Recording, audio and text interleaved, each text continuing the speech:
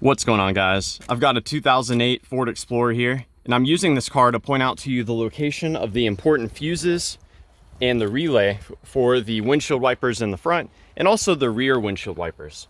So starting with the fuses inside the vehicle, we're gonna look down here. We removed this cover by pulling on the tab against the firewall and it will drop down. There are two different fuses here that help to energize relays for the front and the rear wipers. This 5-amp fuse here receives power only when the car is on, and it sends that power to the front wiper relay for it to energize. And this does the same thing, except this is for the rear. So the power from this 5-amp fuse goes to the rear for the rear wiper motor. Now let's move under the hood. Here we will find stronger fuses that carry the power for the actual motors to operate. Behind this cover here, which we remove by lifting up on this tab, this is where we will find the 25-amp fuse for the rear wiper motor and the 30-amp J-case fuse for the front wiper.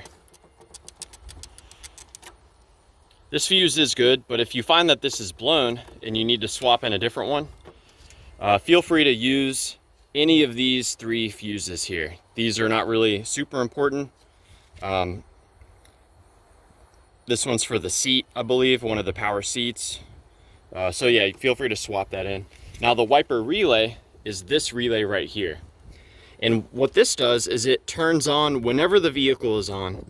This engages and it sends power to your front wiper motor here from this 30-amp fuse. So power from this fuse goes through that relay to the motor whenever the car is on. Now my favorite way to troubleshoot relays is I'll have the engine on, I'll have the car running with the wipers turned on, and then I'll start tapping on that relay. Sometimes relays can get stuck, and by tapping on the relay, you can free it up and cause it to come on. Further troubleshooting beyond that, what we can do is actually remove this relay.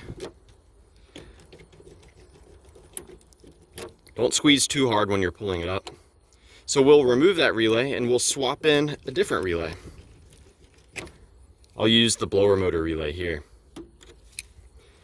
Now with this relay installed, if my wiper starts to work, then I know that the original relay I removed is probably no good. Now further troubleshooting beyond that, we can send power directly to the wiper motor, bypassing the relay by connecting these two pins together. This will send power at all times to the front wiper motor. It will not result in the wipers coming on, as they are still controlled by the switch inside the car. So inside this motor you have actually a computer, a microprocessor is in there that receives inputs from your wiper switch. So yeah, I hope that this information was helpful for you. Please do let me know if you have any questions, or more importantly, any advice about troubleshooting the windshield wipers on your Ford Explorer.